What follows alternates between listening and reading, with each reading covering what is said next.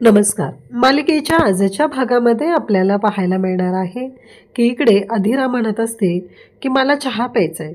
मला ना सकाळी चहा किंवा कॉफी घेतल्याशिवाय मला काही सुचत नाही. इकडे मंदाची मात्र खूप चिडचिड होत असते. मंदाचं असं म्हणणं असतं की हे सगळं काय चालू आहे, कारण हे सगळं मीच एकटीनं करायचं आहे का.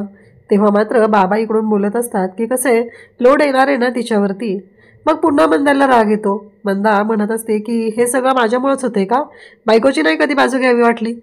तेव्हा रोहनला आता बोलू लागते, ती म्हणजेच इकडे अधिरा. रोहू मी चहा बनवून घेऊ का असं ती सांगत असते. तेव्हा मात्र रोहन तिला म्हणतो की अधिरा तू बाहेर जाऊन बस, मी देतो तुला चहा बनवून. आता हे बॅलन्स करणं खूप गरजेचं असतं, कारण रोहनला अधिरालाही सांभाळून घ्यायचं आहे आणि आईलाही सांभाळून घ्यायचं आहे.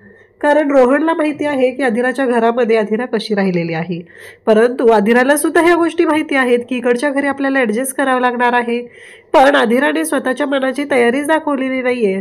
तिला असं वाटतच नाही आहे की आपण ही तयारी दाखवली पाहिजे, आपणही आपल्या मनाला समजून सांगितलं पाहिजे की आता आपण राजवाड्यांच्या घरी नाही.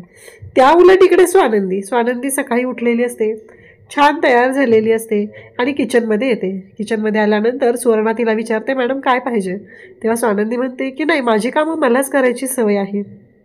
तेव्हा मात्र ती म्हणू लागते की मॅडम सांगा ना काय हवं आहे, म्हणजे मी तुम्हाला ते बनवून दिलं असतं, असं स्वानंदीला ती विचारू लागते. तेव्हा मात्र स्वानंदी म्हणत असते की मला चहा बनवायचा आहे. ती म्हणते की मॅडम तुम्हाला कोणता चहा हवा आहे. मग वेगवेगळे प्रकार असे स्वानंदीला ती सांगू लागते की green tea, lemon tea, black tea, त्याचबरोबर ब्ल्यू टी, हे सगळं ती सांगत असते. आणि त्याचवेळी आता तिथं मल्लिकाही आलेली असते. मग स्वानंदी म्हणते की मला साधा आल्याचा चहा हवा आहे. मग ती विचारते पाणी कोणतं वापरू, अल्कलाईन वॉटर, मिनरल वॉटर, असे वेगवेगळे प्रकार म्हणजे जे राजवाड्यांच्या घरी असतात ते सांगितले जातात. तेव्हा स्वानंदी सांगू लागते की नाही, मला साधंच पाणी हवं आहे. आता पुन्हा इकडे येते ती म्हणजे मल्लिका. मल्लिका म्हणते काय चाललंय हे सगळं, टॅप वॉटर. अगं स्वानंदी, तू राजवाड्यांच्या घरची सून आहे, कसं आहे हे असं चहा वगैरे कोण पितं सकाळी. मला काय वाटतं माहिती आहे का, तू ना फ्रेश फ्रूट ज्यूस पी, म्हणजे तुला बरं वाटेल. स्वानंदी म्हणते की नाही नको आहे, मला साधा चहाच हवा आहे आणि मी चहाच घेते. हां बरोबर आहे ना. मग ती म्हणते अगं तिला चिया सीड्स वगैरे जे आहे ना ते दे ना. तेव्हा स्वानंदी म्हणते की नाही नको आहे मला चिया सीड्स वगैरे, मला साधा चहाच हवा आहे, असं स्वानंदी स्पष्टपणे सांगते. आता मात्र सुवर्णा स्वानंदीसाठी चहा बनवायला घेते, पण मल्लिका म्हणते की बघ आता तुला कशी मोलकरीण करून ठेवते या घरामध्ये, कारण तुला ना जास्त मस्ती आहे ना, तुझी वाट लावते, असं मल्लिकाचं चालू असतं. इकडे रोहन तयार होत असतो आणि मग तो समरला फोन करतो. तेव्हा समर ऑफिसला पोचलेला असतो. समर म्हणतो की हां रोहन बोल. रोहन म्हणतो बिझी आहात का, आत्ता बोलू शकतो का मी. तेव्हा समर सांगतो की हो हो बोलू शकतो, काहीच प्रॉब्लेम नाही आहे, बोलतो. रोहन मात्र म्हणत असतो की असंच फोन केला होता, काही खास रिझन नाही आहे, लग्न वगैरे झालं ना, छान झालं सगळं, एवढं सगळं घडलेलं होतं तरीही तुम्ही खूप छान ॲडजस्टमेंट केली, अरेंजमेंट छान होती, ते सांगायला फोन केला, बाकी असं खास काही नाही, असं सांगितल्याबरोबर इकडे रोहनचं हे बोलणं ऐकल्यानंतर समर बोलत असतो. मग समर विचारतो की अधिरा कशी आहे. रोहन सांगतो की छान आहे. मग समरला रोहन विचारतो की ताई कशी आहे. समर म्हणतो की असेल ठीक, तिला विचारतो, मला नाही माहिती.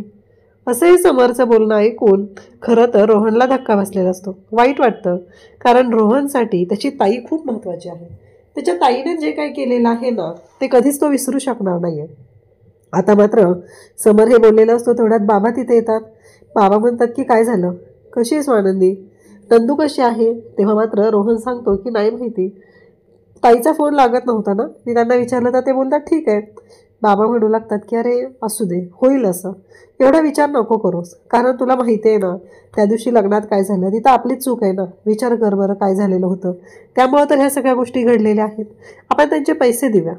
त्यावेळेस रोहन म्हणू लागतो की बाबा तुम्ही काळजी करू नका, मी ऑफिसमध्ये विचारतो काही मिळतंय का, बघूया, जर ऑफिसमध्ये काही ॲडजस्टमेंट झाली तर होत जाईल सगळं, बघूया काय करता येईल ते, असं हे दोघांचंही ठरलेलं असतं.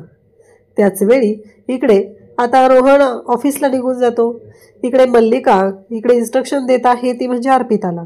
कारण अर्पिता आता स्वानंदीच्या घरी अर्पिता आता अधीराच्या घरी जाणार आहे.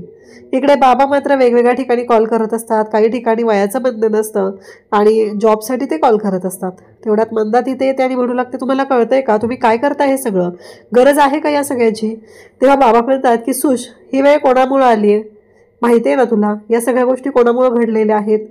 त्या व्यक्तीला ना त्याचं जराही भानच नाही आहे, असं बाबा बोलू लागतात. आता मात्र सुशला धक्का बसलेला असतो आणि त्याहीपेक्षा मंदा म्हणते की आता मला स्वानंदीलाच फोन करून हे सगळं सांगावं लागणार आहे. जेव्हा मी हे स्वानंदीला सांगेल तेव्हा सगळं व्यवस्थित होणार आहे. आणि त्याच वेळी आता ती स्वानंदीला फोन करते. स्वानंदीलाही धक्का बसतो. इकडे बाबा निघालेले असतात. तेवढ्यात स्वानंदीने बाबांना फोन केलेला असतो. ती म्हणते की बाबा तुम्ही कुठे आहात, आत्ताच्या आता मला तुमचं लाईव्ह लोकेशन पाठवा. बाबा म्हणतात, अगं काय झालंय नंदू? स्वानंदी म्हणते, अहो सांगते ना, भेटून सांगते, मला लोकेशन तरी पाठवा तुमचं. हे ऐकल्याबरोबर बाबा लोकेशन पाठवतात. इकडे अर्पिता अधीराला भेटायला आलेली असते. आता दोघी बहिणी बहिणी एकमेकींना मिठी मारतात, भेटू लागतात. तेवढ्यातच तिथे सुश असते. मग किचनमधून मंदा पाहते, ती पण येते आणि म्हणते की हो, मी अधीराच्या सासूबाई. खरं तर त्यांच्या घरी गेल्यानंतर मंदाचा अपमान ह्या अर्पितानेच केला होता. तरीही मंदा आपल्या घरी आलेली आहे म्हणून तिच्याशी व्यवस्थित बोलत आहे. त्यानंतर आपल्याला पाहायला मिळतं की आता ती म्हणते की चहा बनवू का? तेव्हा ती म्हणते की नाही, मला ना ब्राऊन शुगर हवी. स्वानंदी अधीरा म्हणते की नाही आहे. तेव्हा मंदा सांगते की साधा आमच्याकडे डेअरीतल्या दुधाचा पांढरा साखरेचा चहा मिळतो.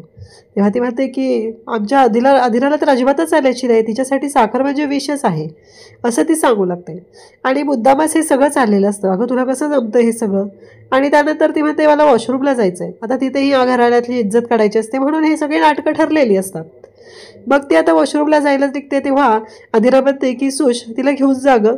मग सुश घेऊन जाते. आता वॉशरूमला गेल्यावर तिथून उलटी आल्याचं नाटक करते. त्याने म्हणते केवढं गं ते वॉशरूम, किती घाण आहे, खरंच कशी राहतेस तू इथं, असं मुद्दामच अधीराला बोलू लागते.